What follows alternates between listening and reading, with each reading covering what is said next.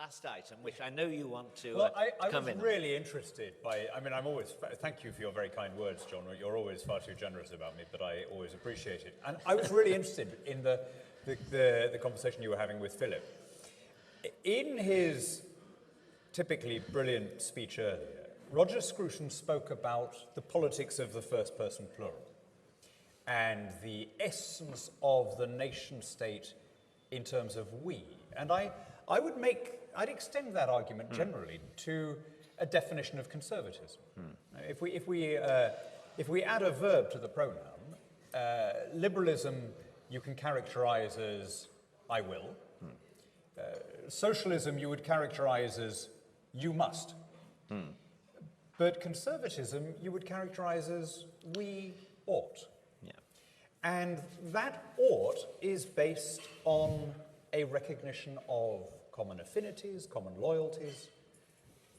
It's the recognition that we have something in common with one another, enough to make us accept authority from the same source. It's why you pay taxes to support people that you've never met.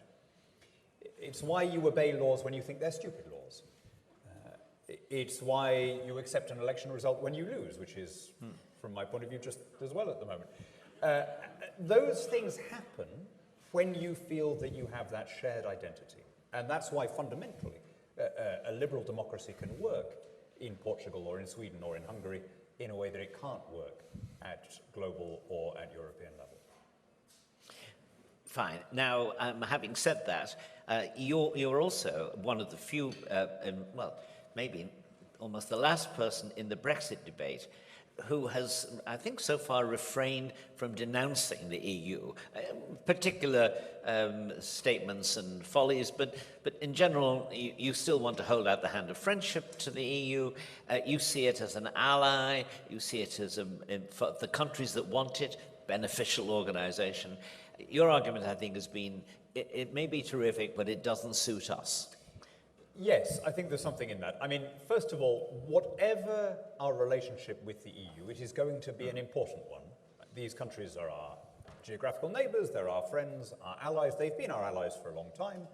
And it would be bizarre for us to imagine a future where we had a hostile standoff, right? So I always think, you can be an independent country while having very, very close and friendly relations with your neighbours. I think in this context of Canada's relation with the United States.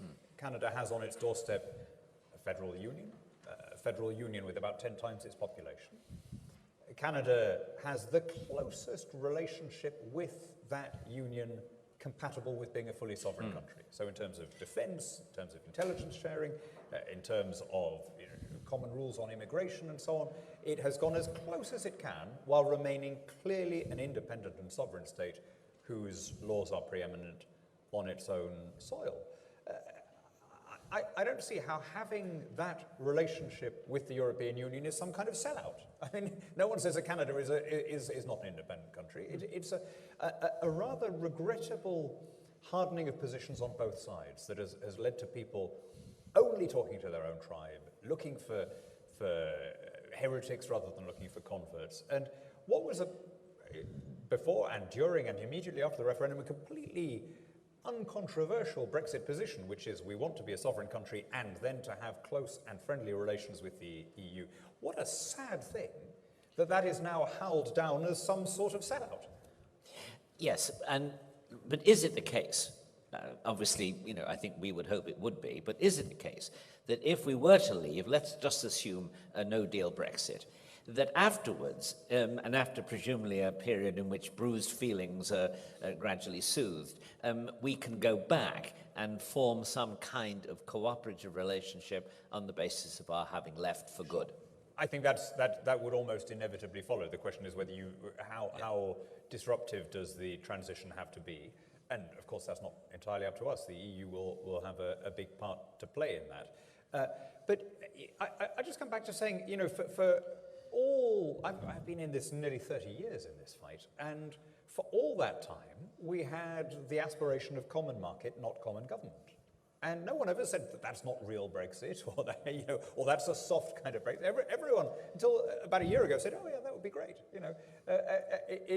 it's quite important, I think, that we should create a political space in this country. And the reason I'm standing again for election is partly to offer this. The last thing I wanted to do is be fighting a fifth election. But we can't allow the Brexit cause to be completely Trumpified. There has to be a space in British politics for people who want an amicable, orderly, economically liberal Brexit that ends up with close relations with every continent, including Europe.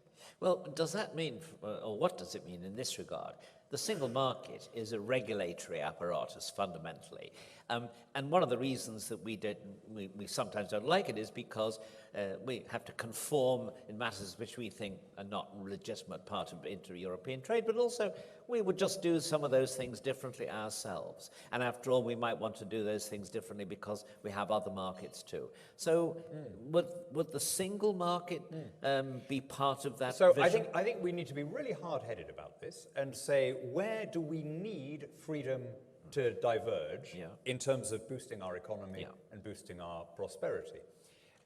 In quite a lot of the areas that cover manufactured standards, the standards are almost completely set at global level.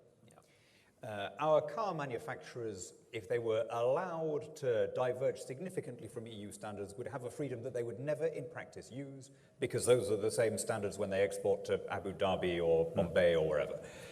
So you need to be quite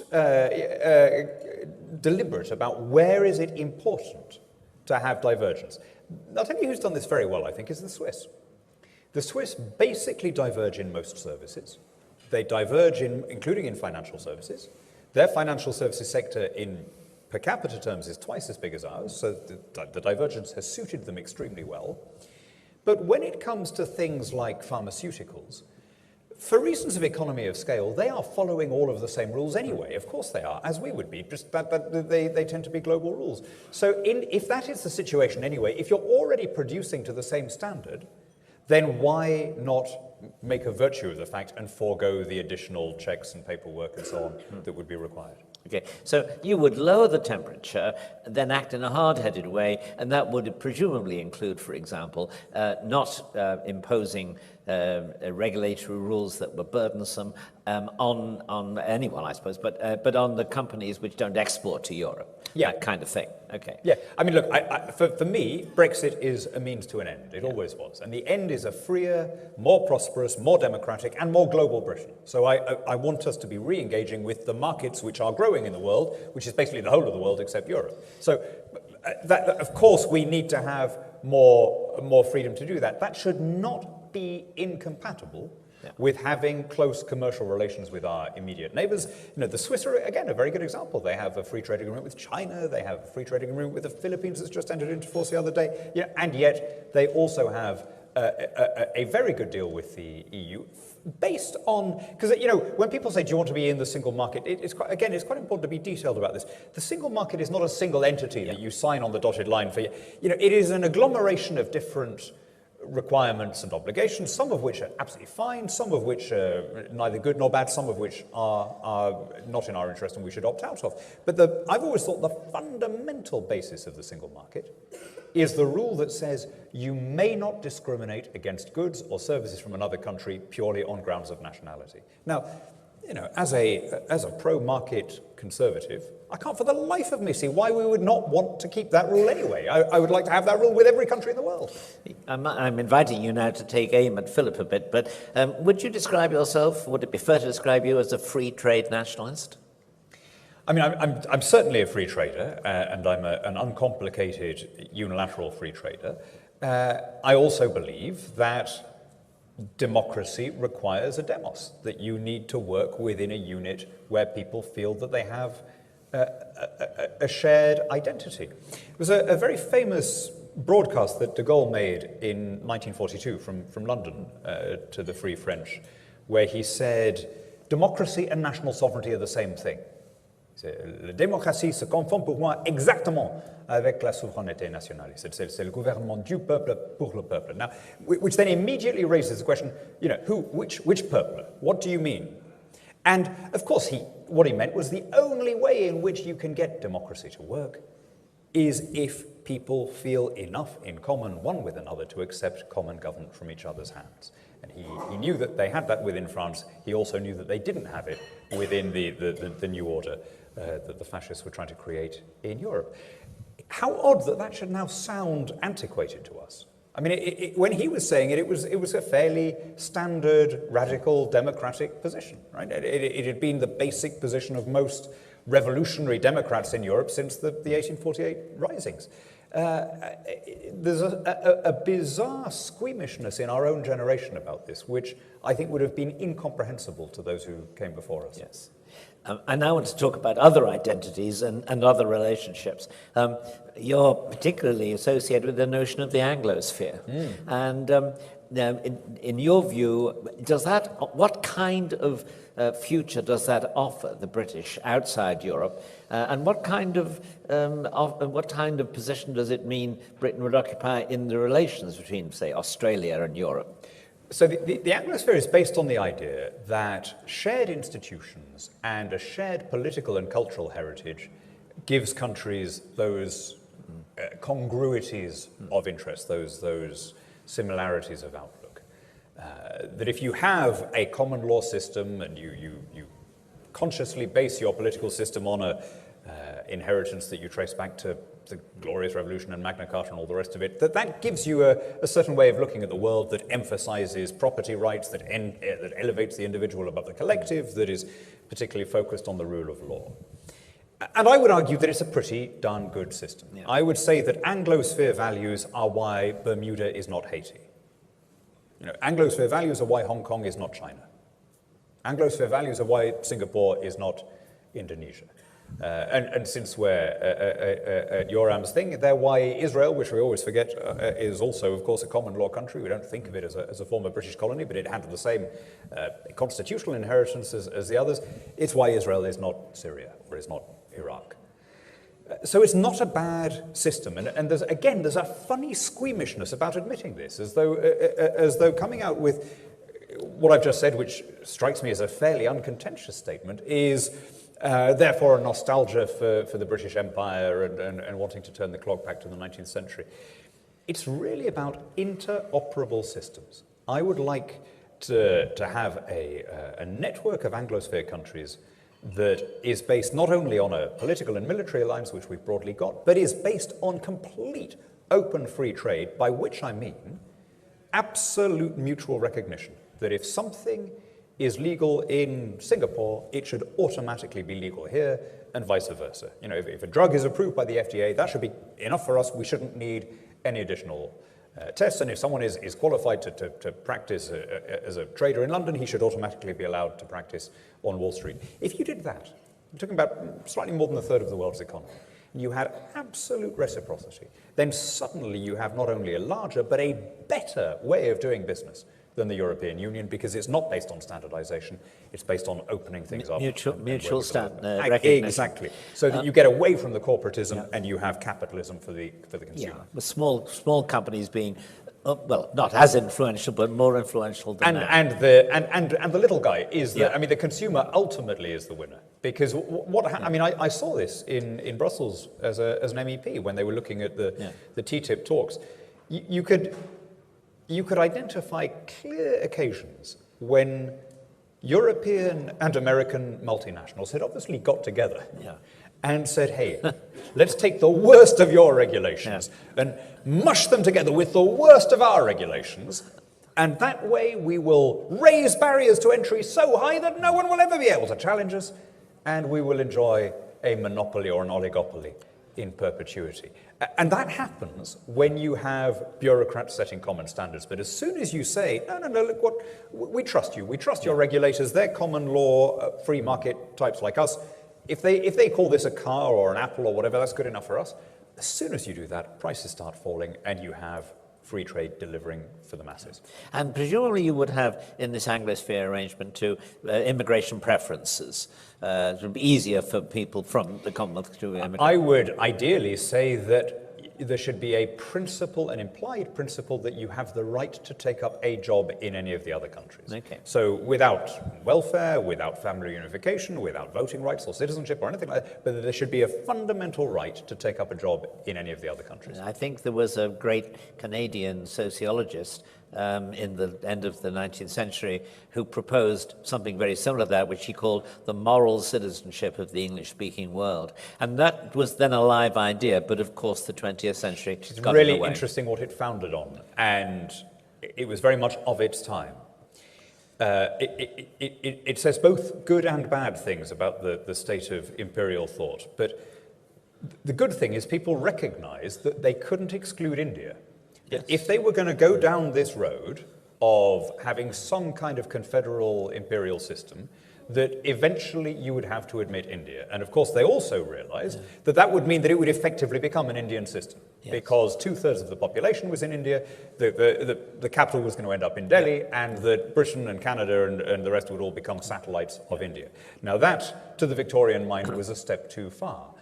I wonder, though, whether India is still, of course, at a different level of development from the others, but whether that shouldn't be our long-term aspiration, that India reaches a level of economic development where it does become a key component of an Anglosphere system, because I think that the self-identification of India is probably the key geopolitical question of this century.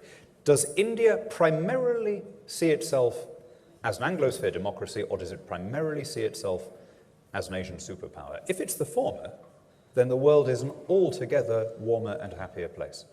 Let me actually ask a somewhat darker question, which has been occurring to me in the last few months.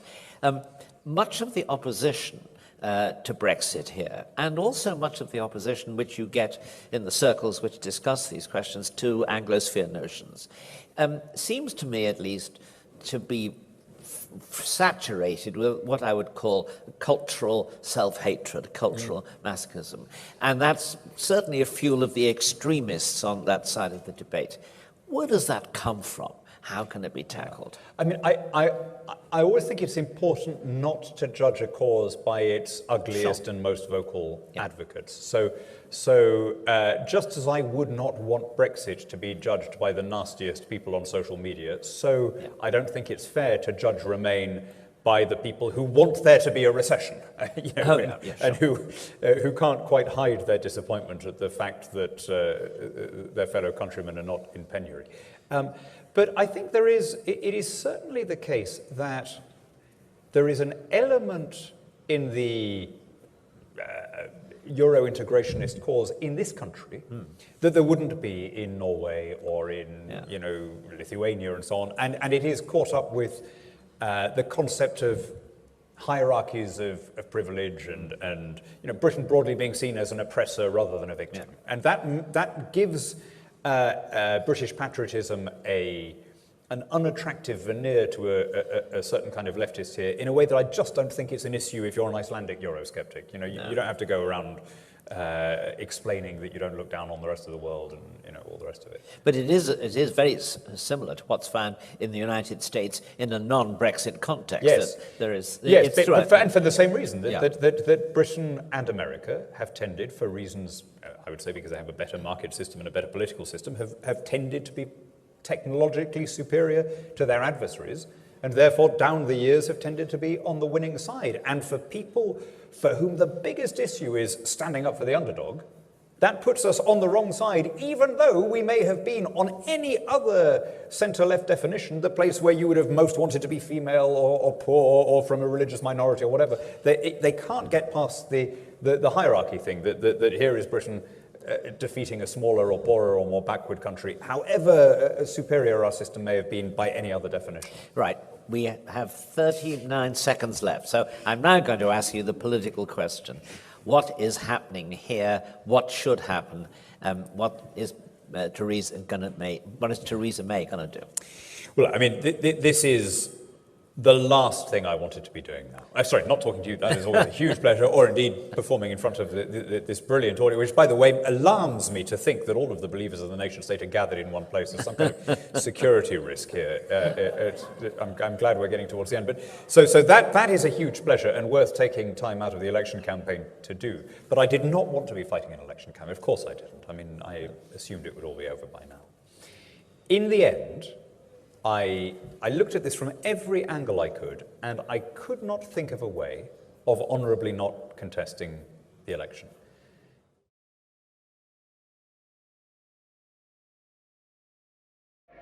We say, and I ask you to say with us, lift up your voices in this great meeting in the heart of England. Send to all the world a message: England lives and marches on.